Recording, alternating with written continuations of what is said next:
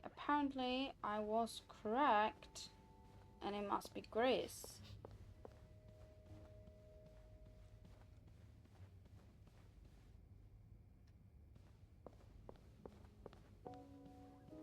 Because I was so confused.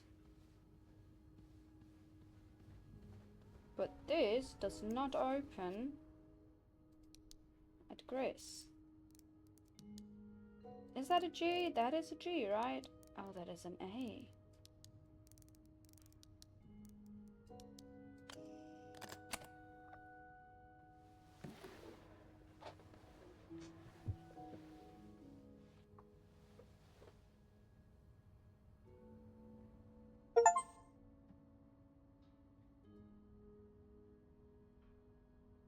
There's a lot of stuff in here. I don't think I've looked at everything yet. That Oh, novelist, Bridget Boswell, is actually you, Marcella? dear Marcella, or should I say Bridget, you know I prefer a good old crime story, but last week I came upon a romance novel with an intriguing title, and they were roommates. I bought it on an impulse at a train station and read it from cover to cover during the journey. Can you imagine my surprise when I recognized our story?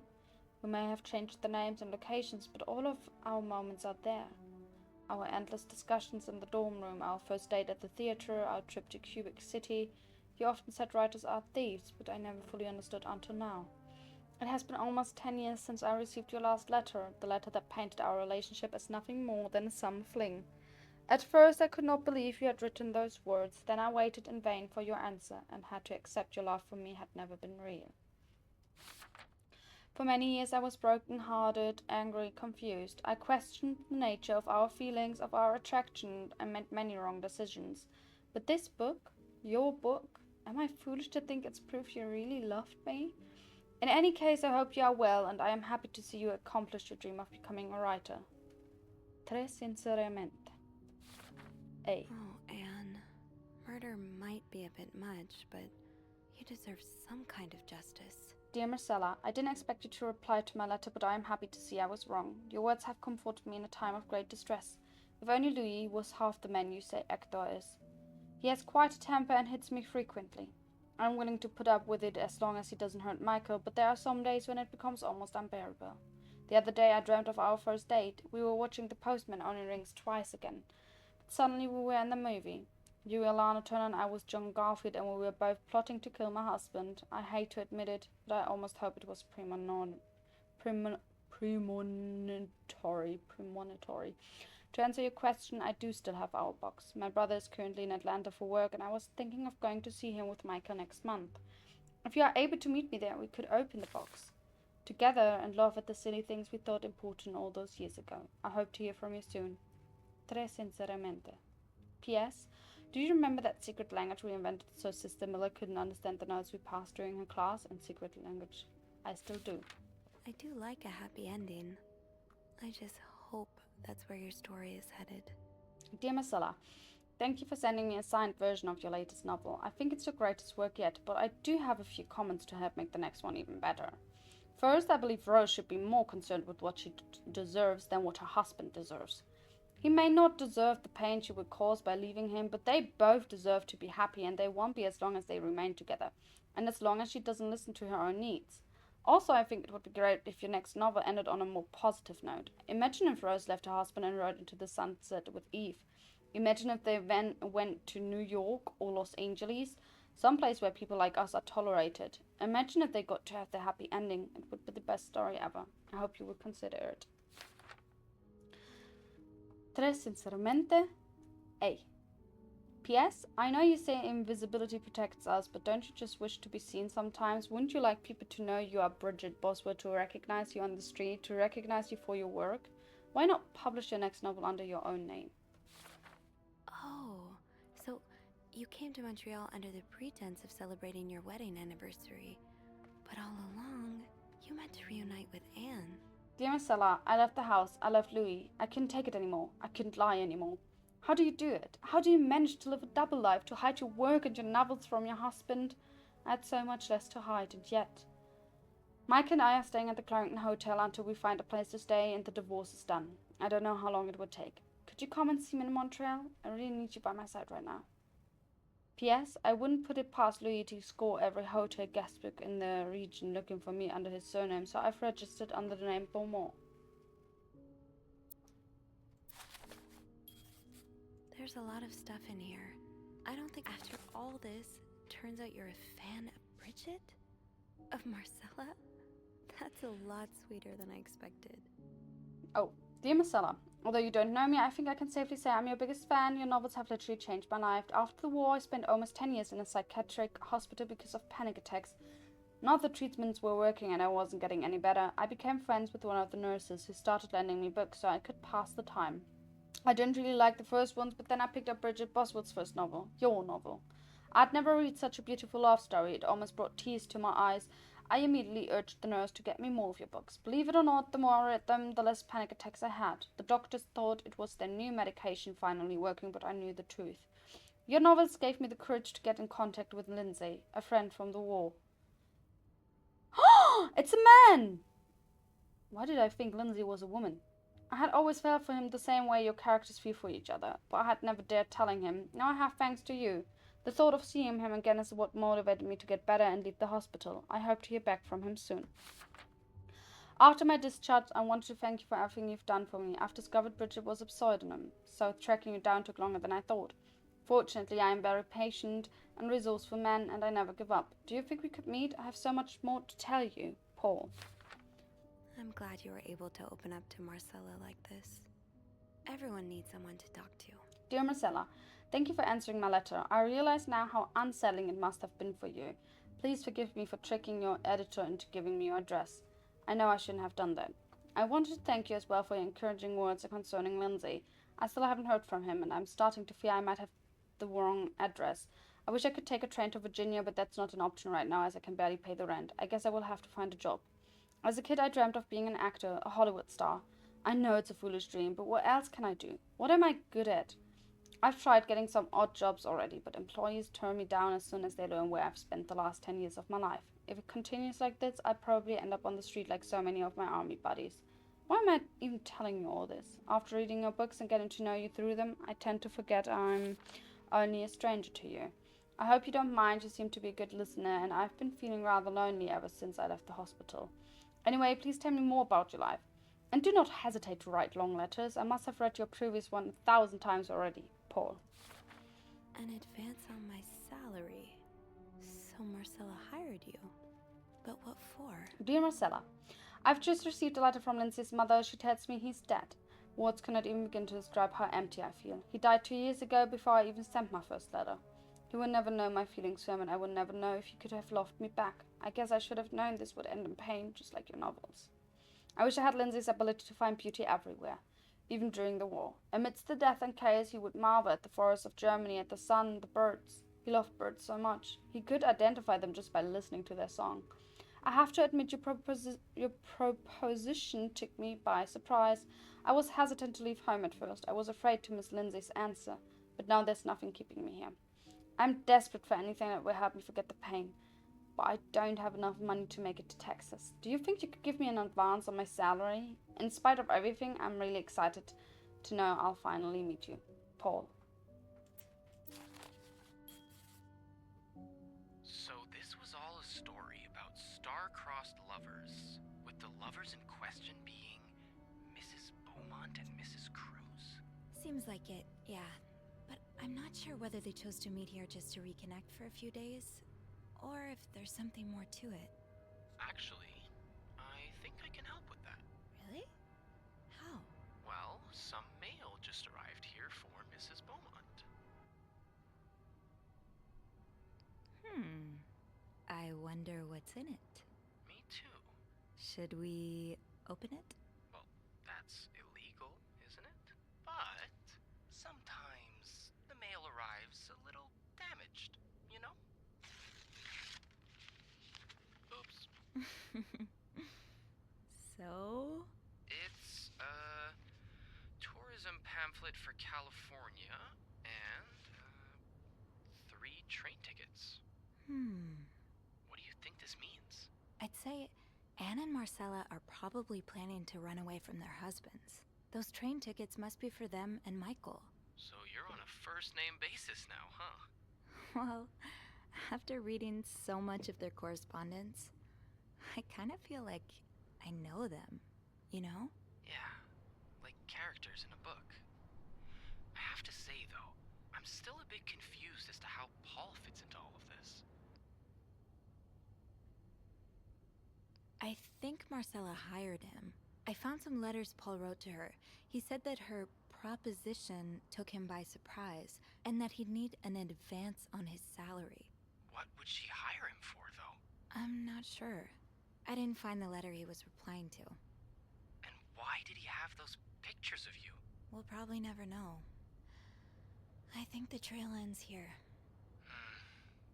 I guess investigations in real life always have some loose ends. I was kinda hoping we'd have this big third act reveal, to be honest. At least it made our day pretty interesting. That's for sure. It helped me understand you better, too. Oh? Why you snoop, I mean. Piecing together people's stories, learning what makes them tick. It makes you realize we may have more in common than it seems. You're right. Which is why the next story I'd like to learn is yours, Andrew. Oh? Am I gonna find you snooping through my apartment next? No. I would love to share my story with you, Sophie. You're the first person in a long time who's made me feel like I can. Aww. Would you come and see me when your shift ends? We could leave together, if you'd like. Sure. If we're able to. With all that snow, I'm thinking maybe we'll have no choice but to spend the night here. I guess that wouldn't be so bad. We could set up a pillow fort on the mezzanine. A pillow fort? We do work in a hotel, you know. There are actual beds here. Oh, I wouldn't be sleeping. I've got a reading list the size of the Eiffel Tower. This would be the perfect chance to put a dent in it.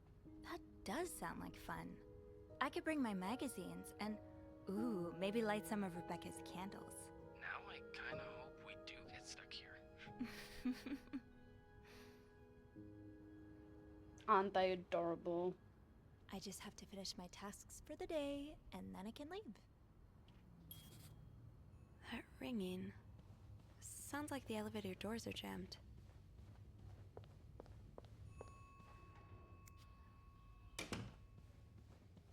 Okay.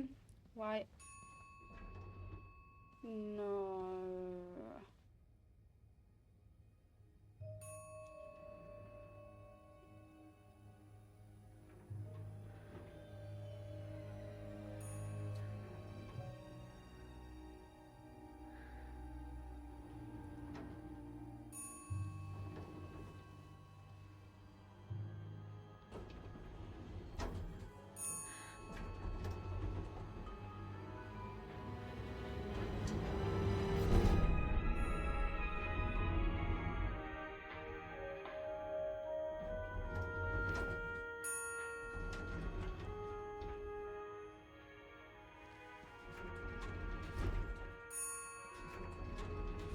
Oh my god.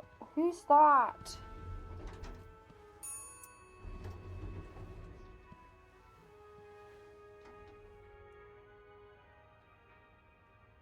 Mr. Cruz?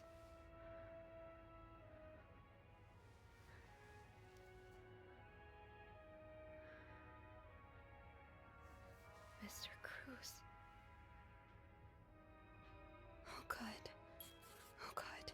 What happened? Mr. Cruz's life insurance policy. Why did he have this on him?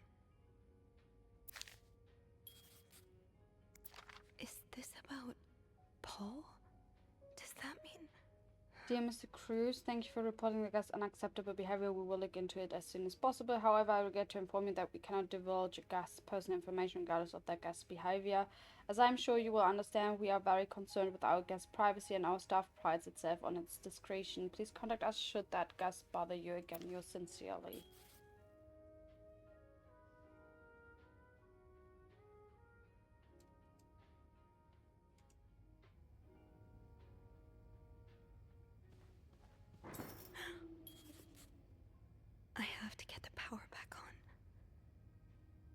fuse box.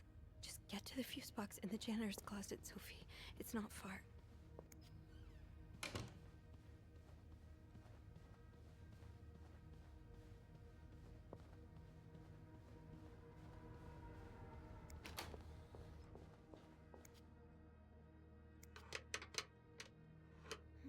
It's too big. I guess I'll need something pointier.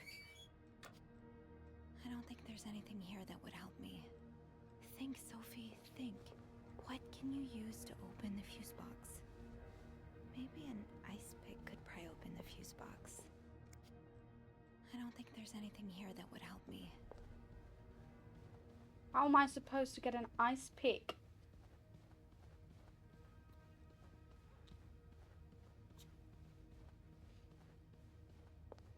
Hi, sir. Do you have an ice pick on you?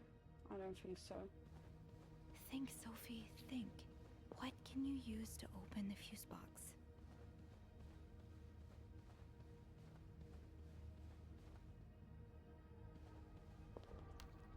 Oh, goodness.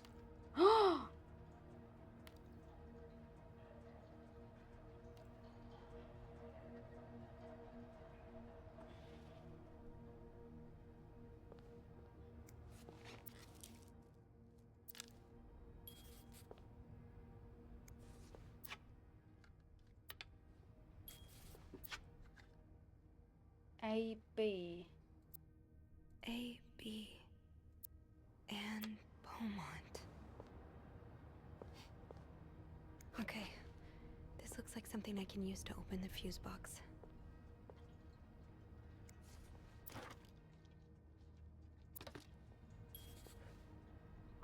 Can I look at that? Poor Paul. Lindsay's death really hit him hard. He hasn't been in the best headspace. February 14. Montreal's much bigger than I had expected. Big cities always make me feel lonely, and that feeling was only what is that word? Exacerbated this morning by the fact that everyone around me was speaking a language I could not understand. I bought an English-French dictionary at the train station, but I don't think I'll need it after all. English speakers seem more common in the downtown area, thank God. The hotel is nice. When I arrived, the whole staff was busy getting ready for some big event. It wasn't until I saw Marcella enter the lobby with a flower bouquet that I realized today is Valentine's Day. Hector and her were gone in a flash, and I was left feeling more alone than ever, wishing Lindsay was here with me. Helping Marcella out these past weeks has been a great distraction, but it still hurts so much every time I think about him. I had hoped the pain would have gone by now. Oh, I probably need a double dose of Milton to sleep tonight. So Paul just needed to pass the time while Marcella was away. That's why he was observing us. Today I wanted to follow Marcella and Hector out of the hotel, but the sidewalks were so packed with people that I started having a panic attack. I tried taking a cab, and that's when I realized I was all out of money. It's been a while since Marcella's last payment, and the hotel room was more expensive than I had anticipated. I couldn't resort to selling the camera, so I decided to pawn my victory medal instead. It was hard letting it go after so many years, and yet it also felt strangely liberating. Maybe it's a sign I shouldn't be holding on to the past so much. To fight boredom until Marcella and Hector returns, I started looking at the hotel staff. I heard Andrew and Beth at the reception desk discussing books and movies. They both seem like nice people. I wish I had found the courage to join the conversation. When you look at people all day and they never look back, you start feeling invisible. I noted that Sophie, the maid in charge of cleaning the 5th floor, seems to share my interest for other people's lives. Maybe I should try talking to her. Paul was hiding out right here. Did he ever find the person who was sneaking out at night? Who's sneaking out of their room every night? The question has been driving me crazy since my first night at the hotel, so tonight I decided to investigate. I found a hiding spot near the ice machine. With a nice view of the whole corridor, my camera's at the ready. But there's been no movement for at least 3 hours, and I'm fighting not to fall asleep. No need for Milton tonight. I thought being a detective would be more exciting. Maybe Marcella's right. Maybe it's time I let go of Mr. Spade. 9:45? So, Anne and Marcella met here this morning while I was busy cleaning room 504. I awoke around 9:30 and realized I had fallen asleep sometime in the early morning. I was about to go back to my room when the guest from room 507 came to sit on one of the chairs close by. She's been there ever since, and I don't dare leave my hiding spot in front of her. Marcella joined the guest from 507 around 9:45. Apparently she told Hector she didn't love him anymore, and he's now convinced she's been cheating on him. That explains why he assaulted me out of the blue yesterday evening and accused me of having an affair with his wife. The guest from 507, I've learned her name is Anne, has just said she might have an idea on how to solve their problem. I'm thinking of revealing myself, but I don't want to anger Marcella. The longer I wait, the more awkward it will be when I do come out. Maybe I should. Oh, maybe I should.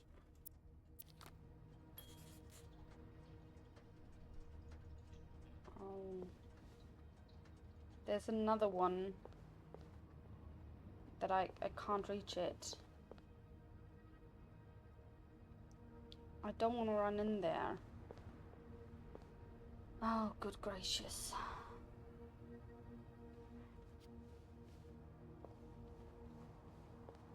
I want to know what's written on there.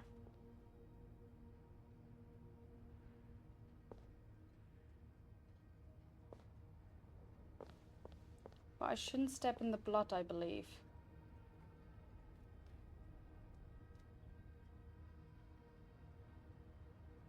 Oh.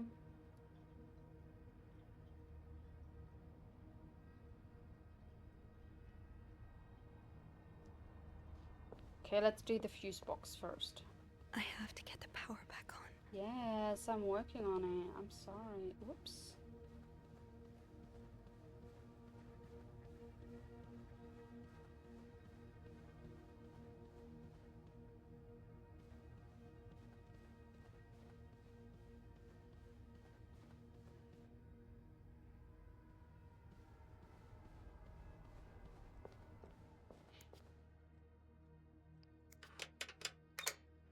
That worked, thank God.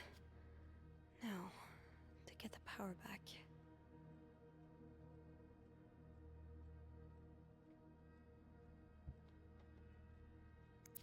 Eugene, what I would give to have you with me right now. Your note will have to make do. If there's a power outage and I'm busy preventing another part of the circuit from collapsing, here's what to do. Check fuse box, plan for required amperage of each socket. Remove all blown fuses from sockets. Tip: blown fuses are usually blackened. Screw in new fuses in sockets. Make sure amperage is correct. Flick big lever to restore power. Eugene.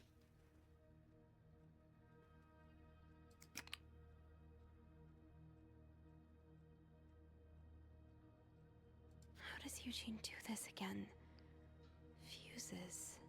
I probably need new fuses. Getting the fuse box open was half the battle. Now I need to take a look inside and fix what needs fixing. Can't call Eugene for help, but he did leave some instructions inside the fuse box. Some of the That's fuses on the next panel best have blown, so replacing those should be the first thing I do. Thank God Jim left it on the inside of the fuse. It helps in a way, having a task to focus on to keep thoughts away. How did this end up here?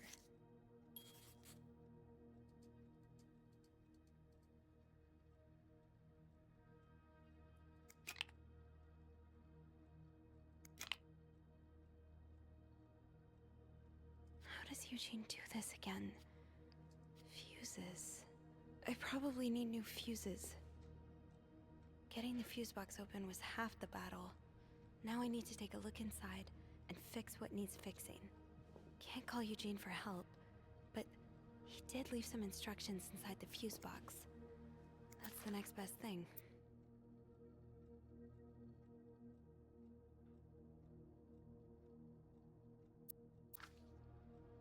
To add new fuse. Yes, but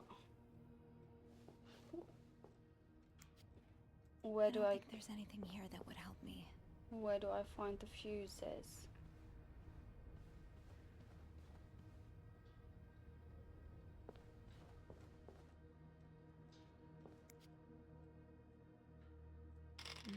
No power. I think I need to change all of the blown fuses. Well, duh. How does Eugene do this again? Fuses. I probably need new fuses. How does Eugene do this again? Fuses. I probably need new fuses.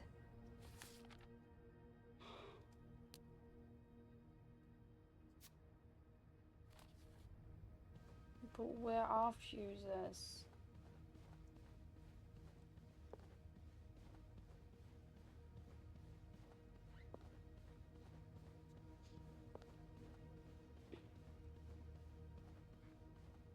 Hello? Is anyone in? Hello? I need help. I don't see fuses.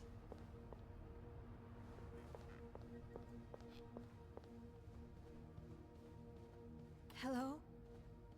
Is anyone in? How can I find fuses?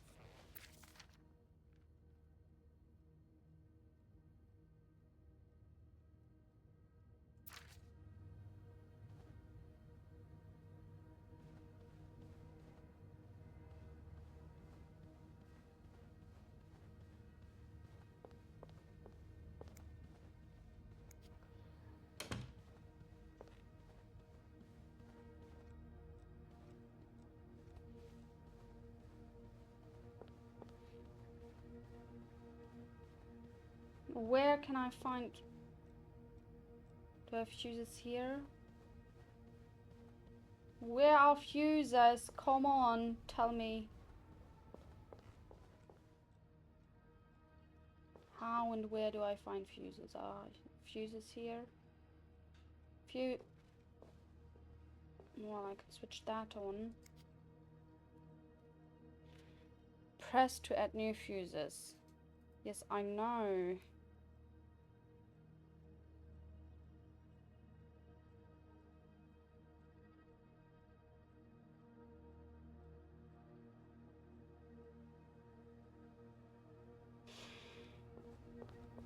Fuses.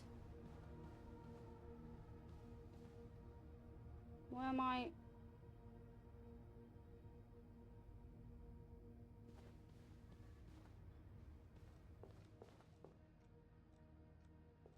Oh, Yes, this is what I need. okay. And now I need to look everywhere for fuses. Oh. That is yo-yo.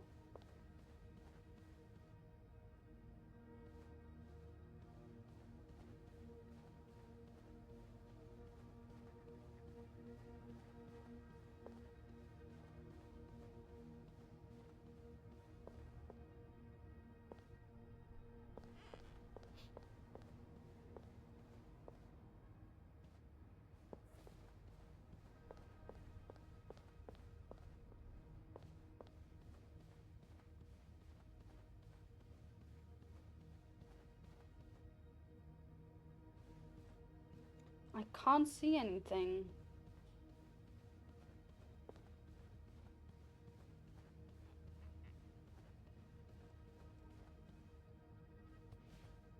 This can wait.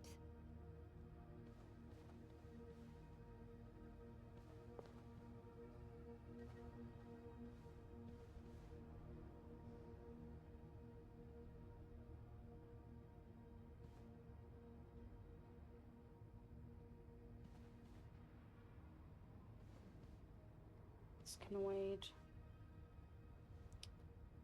Come on. Oh. Oh god. Okay, oh,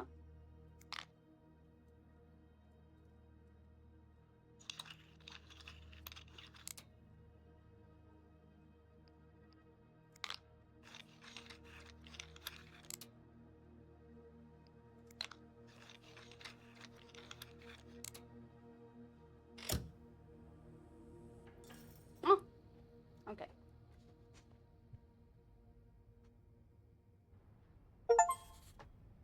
Power's back. Now I should go down to the lobby.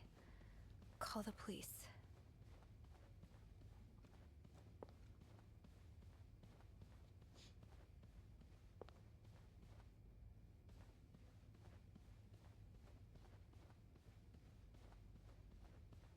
Down to the lobby. Is there a phone here? Oh, good gracious. I have to contact the police. I should be able to call from the front desk. Power's back. Now I should go down to the lobby. Call the police. Is there anything I've forgotten? Once I leave this floor, I probably won't be able to come back.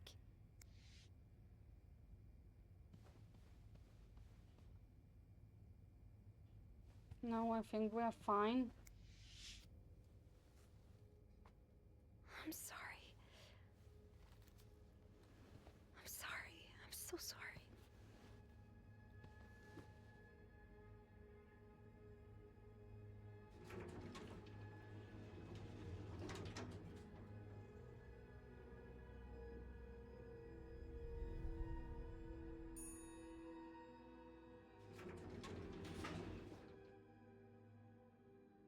Okay, let's hurry.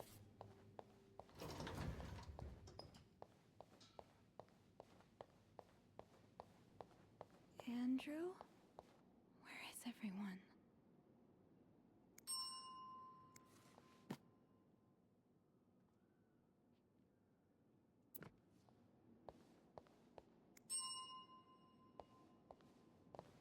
Phone. Need a phone. Yeah, we got a phone. Don't panic, Sophie. Montreal Police Service, Station 22. There's a man dead. He's been murdered. I need the police. Please stay calm, ma'am. Where are you right now? The lobby, but the body, it's upstairs. Can you give me the address, please? Oh, 1178 Drummond Street. All right, ma'am. Officers are on their way. Thank you.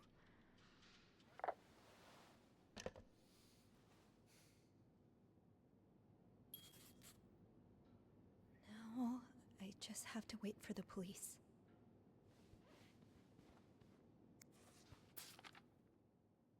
Discard previous instructions. Our prestigious guest has expressed a desire to meet the guest from room 505. I cannot fathom what such an illustrious man wants from such a freak, but if you see it, please direct him towards my office. Thank you.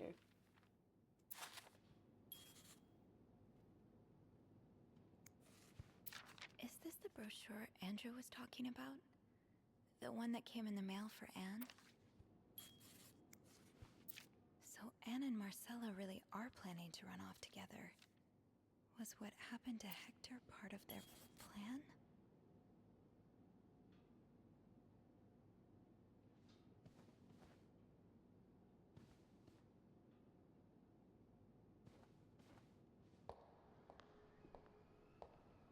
Oh, damn.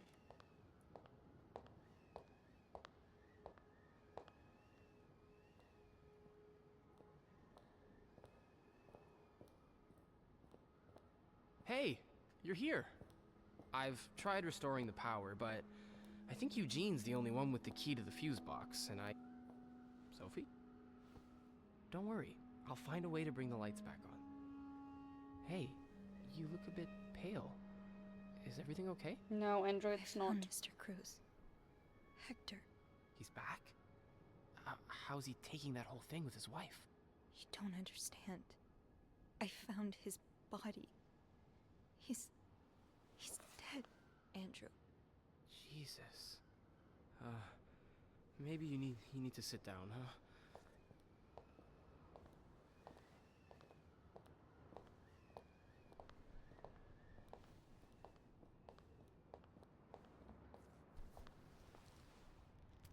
Maybe 505 killed him. Call the police?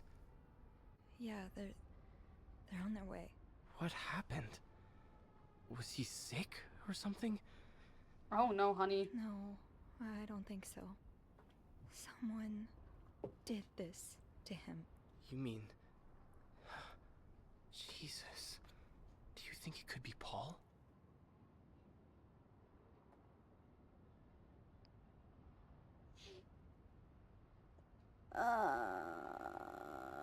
It could be. found something on Hector that would point to that. Yes. On Hector? You mean you've touched the body? I mean, yes. Kind of. Okay. Not a great idea, but we'll figure something out. Just maybe don't mention that to the police, hmm? What did you find? I found out Hector was trying to get some information on Paul. Plus, we know they fought yesterday. So maybe there was another altercation and Jack wasn't there to intervene this time. Yeah, maybe it's an accident. Maybe Paul freaked out and fled the scene. He may have spent some time in a psychiatric hospital, but that doesn't mean he's some dangerous psychopath. I think I know what you mean. It would be so easy for newspapers to turn this into a cautionary tale on the dangers of crazy people. Exactly. And it would give Bernard and his pals all the ammunition they need to fight the construction of the new hospital. Those places, they have a bad rep, but the good ones, they can really help people. You know, when I was 19, I studied to be a priest, but I felt so lost. I couldn't enjoy the things I used to like. I could barely get myself out of bed. So I ended up going to a psychiatric hospital. And the doctors, they helped me get back on my feet. But when I returned to my hometown, it was like I had become a complete stranger. My mother kept telling me I was making it worse in my head, but I swear, people were changing sidewalks when they saw me, looking at me as if I was this dangerous creature all of a sudden. That's why I didn't tell you that. What? Call it coincidence or fate, but that psychiatric hospital, it's the same one Paul went to. I've met him there, talked to him a bit. I'm sorry I didn't say anything before. It's Oh, okay. Andrew. I get why you didn't. You do? He was depressed. You know how I tell everyone that my mom's sick, bedridden? Well, it's true, but I always leave out the part about her illness not being physical. I'm ashamed of the truth. So even though I don't know exactly what you went through, I can understand. Thank you for telling me. I know it's not an easy thing to talk about, but if you ever want to talk about your mom, I'm here. They're here. Promise me you'll be careful with the information you share. Yeah, of course.